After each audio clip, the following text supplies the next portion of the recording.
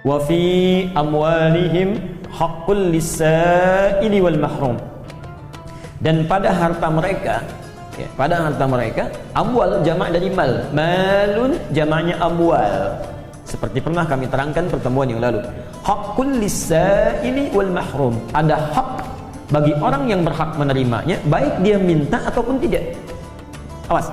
Di situ ada kalimat lis-sa'ili, minta. Barangkali, mohon maaf, ada di antara umat Islam yang sudah seharusnya mengeluarkan zakat, kewajiban sudah keluar, ditunda-tunda. Maka Allah kirimkan itu, ya, ada yang datang ke kantor, datang ke rumah, ada yang mengingatkan dalam hal yang mungkin kita tidak sadari, lewat tausiah di radio, di TV dengar, cuma kita aja pas kita setel, klik. Nah, kebetulan kadar Allah membahas tentang zakat dan kita belum keluar itu. Nah, itu sesungguhnya sedang diingatkan oleh Allah. Sedang diingatkan.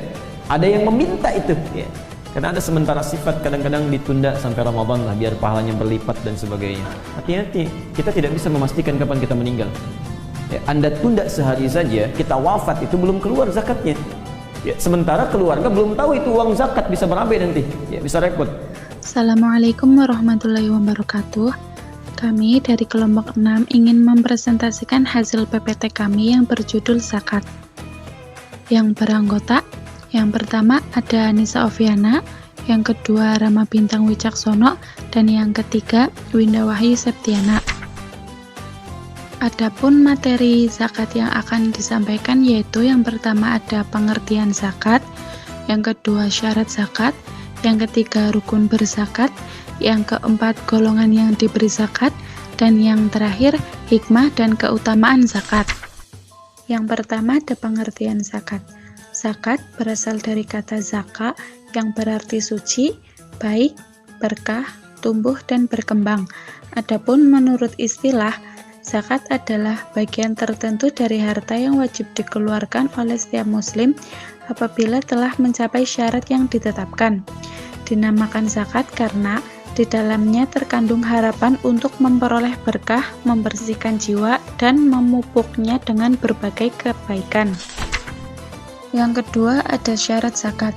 Secara umum, syarat-syarat orang yang wajib membayarkan zakat yaitu yang pertama, merdeka, yang kedua, berakal dan baligh, yang ketiga, berkecukupan atau mampu secara finansial, dan yang keempat, hartanya telah mencapai nisab.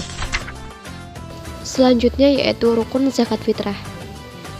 Ketika seorang muslim hendak menunaikan zakat fitrah, ia harus memenuhi rukun-rukunnya agar zakatnya diterima.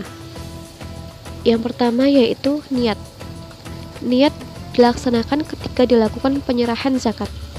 Bacaan niat zakat fitrah yang dibaca untuk diri sendiri yaitu nawaitu an ukhrija zakatal fitri man nafsi fardhu lillahi ta'ala, yang artinya aku niat mengeluarkan zakat fitrah untuk diriku sendiri, fardu karena Allah Ta'ala. Sedangkan bacaan niat zakat fitrah untuk diri sendiri dan keluarga yaitu nawaitu an ukhrija zakatal fitri ganiwan zaminyima yalzamuni nafaqatuhum syara'an fardu lillahi ta'ala, yang artinya aku niat mengeluarkan zakat fitrah untuk diriku dan seluruh orang yang nafkahnya menjadi tanggunganku, fardu karena Allah Ta'ala.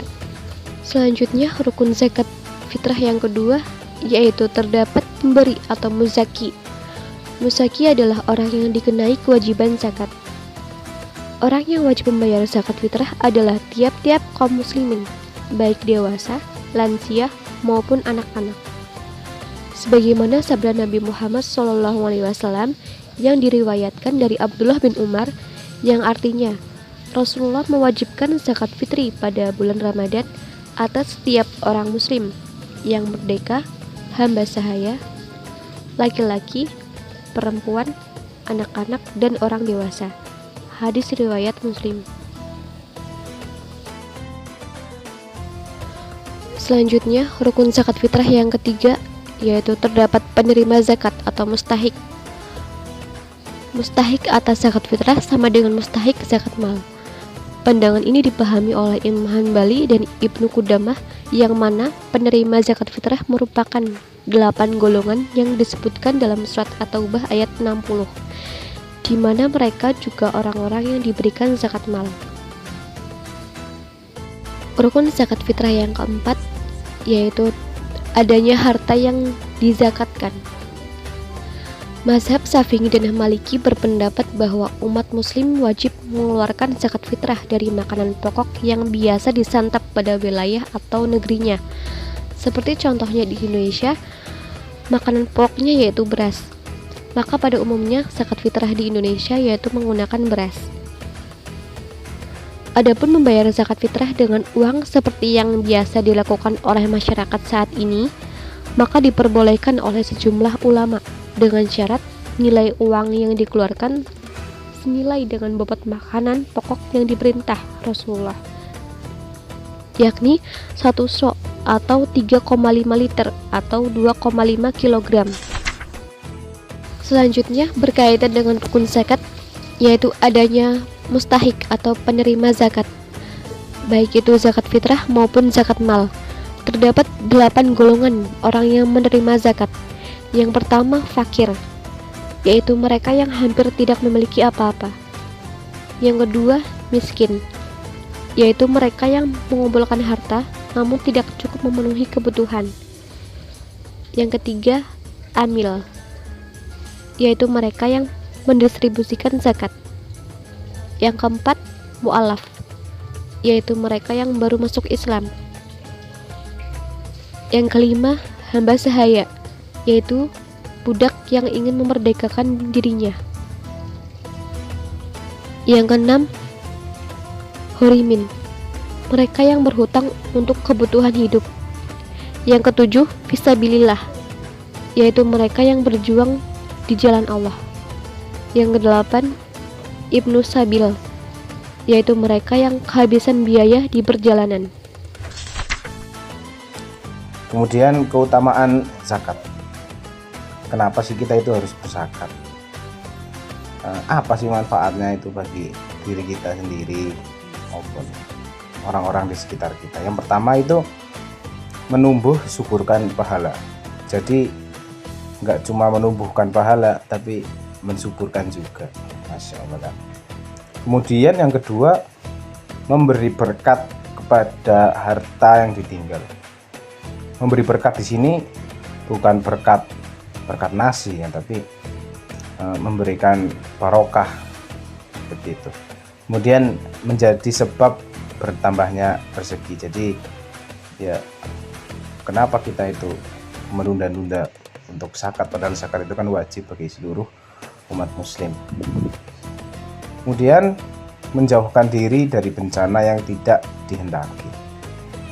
Ya, kita sebagai makhluk itu ya kan tidak bisa merubah takdir.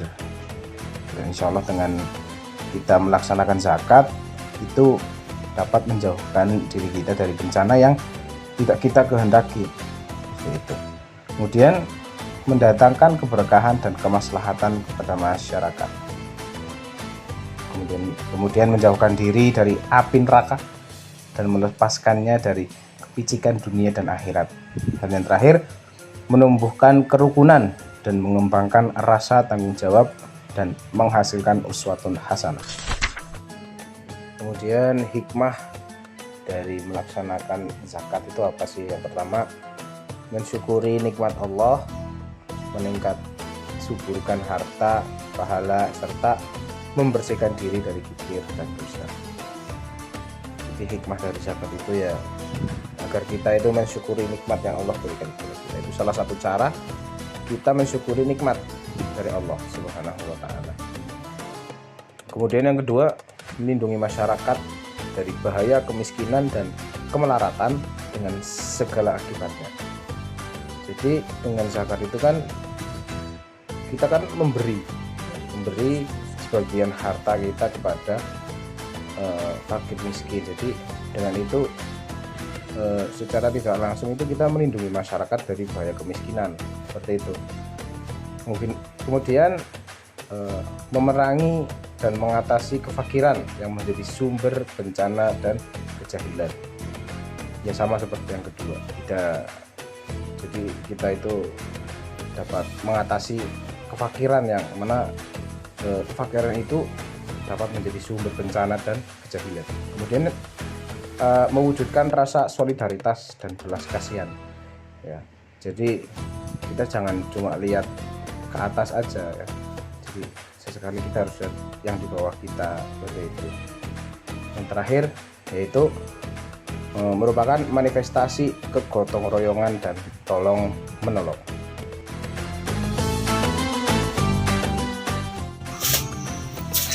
Assalamualaikum Mbak, saya mau zakat. Waalaikumsalam Mbak. Baik. Sudah tahu doanya? Sudah. Bismillahirrahmanirrahim. Nawaitu an ukhrija zakatal fitri an nafsi fardalillahi ta'ala. Alhamdulillah. Baik, terima kasih Mbak. Diaminkan doanya ya. Bismillahirrahmanirrahim. Ajrullahu fima ataita wa barakalaka fima abqaita wa jilhu laka tahuran. Baik Mbak, terima kasih. Nggak ada yang sama-sama ya.